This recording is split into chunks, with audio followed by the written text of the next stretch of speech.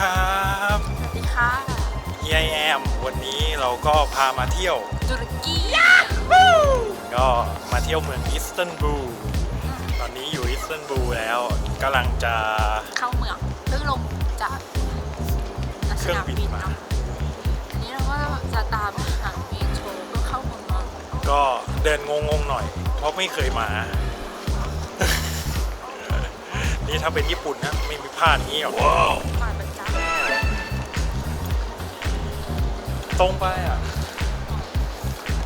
เมโทรซับเวย์ตรงไปเย้แล้วเดี๋ยวมาลุ้นกับเรากันว่าเราจะเจอซับเวย์โดยเร็วไหมน่าจะเจอแหละเจอป้ายแล้วตอนนี้เวลาที่นี่8 โมงเช้าตื่นเต้น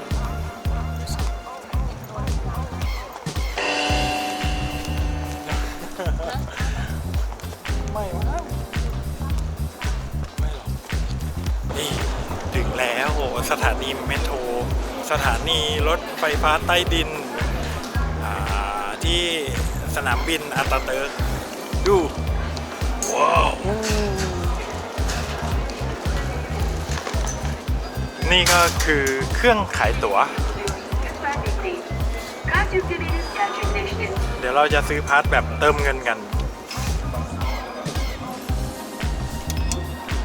Bu menüden İstanbul Kart satın alabilirsiniz.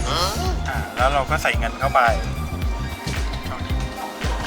ใช่ไหม ใช่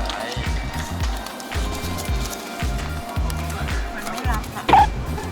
มันรับเฉพาะแบงค์20หรอ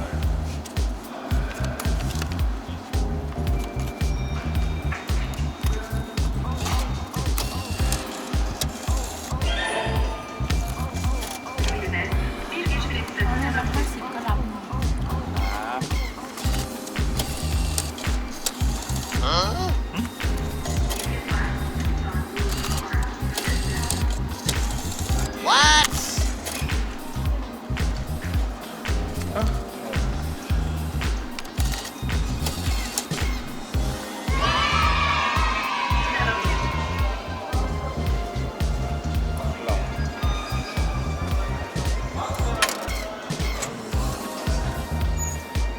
ได้มาแล้ว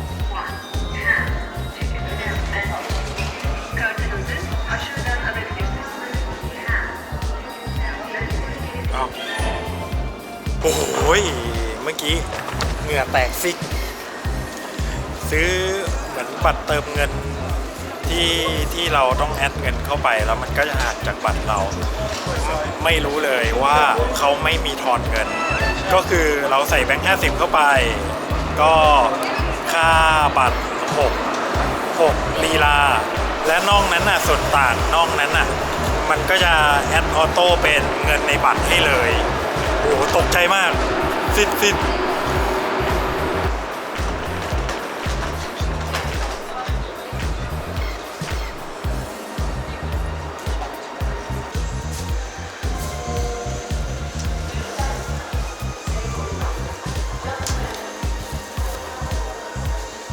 Otogar ve Aksaray'dan geçerek Yenikapı'ya gidecektir.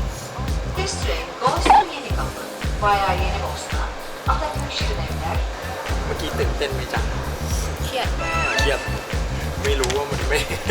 ทอนเงิน ก็เติมไป50 30 300ไม่หยุด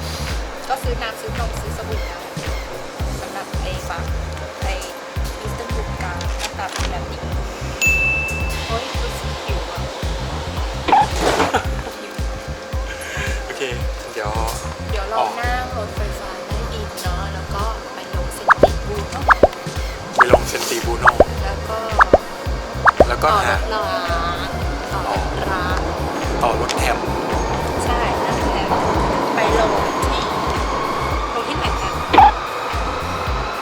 ลงนั่นสิว่าทีมมาก่อนใช่ไหมลงสุลต่านนาเมน ที่พักเราอยู่สุด ใช่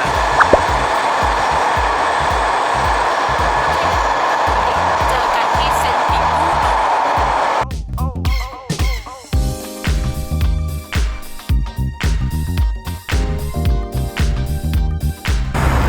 สรุปลงเลยป้ายนะจ๊ะเดี๋ยวต้องนั่งรถย้อนกลับนะจ๊ะน่ากลัวจริงๆประเทศที่ไม่เคยมา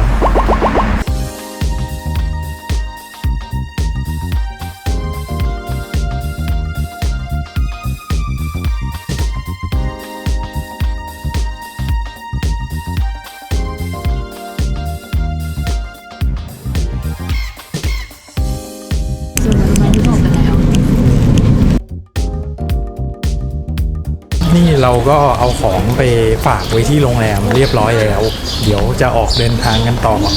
อิสตันบูลเย็นมาก คิดว่าจะไม่หนาวเลยนะเนี่ยเพราะเมืองไทยแบบร้อนมากร้อนสุดๆไปเลย และแล้วเราก็เข้ามาอยู่ใน Blue Mosque นะครับ ซึ่งเป็นมอสที่ใหญ่ถือว่าใหญ่มากของอิสตันบูลเลย ใหญ่ที่สุดแล้ว แต่ได้ตอนนี้เขายังปิดซ่อมอยู่บางส่วนมันยังไม่เสร็จแล้วก็เลยไม่พูด จะพูดอะไร ไม่พูดอะไรครับไม่พูดอะไรก็ตามเราไปดูเลยดีกว่าปะ ปิดปรับปรุงเยอะมาก อันนี้ก็ปิดปรับปรุงก็ปิดปรับปรุงเหลือแบบฟาร์มขายที่ยังพอเข้าได้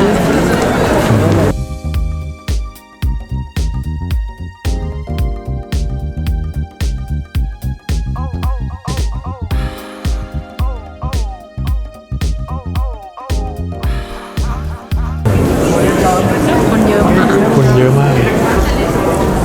ในส่วนนี้เขาก็เป็นส่วนที่เขากั้นไว้ให้คนเข้าไปละหมาดนะเนาะ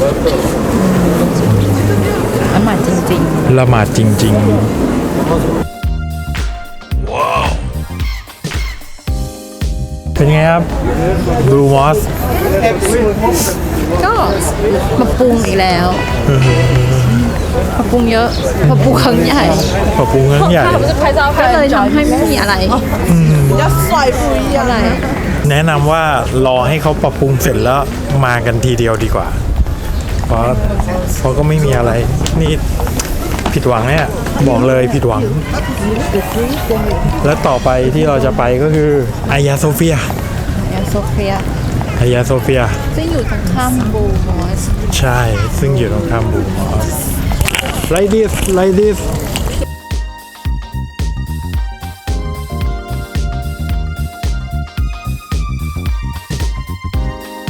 ตอนนี้ก็เข้าแถวรอเข้า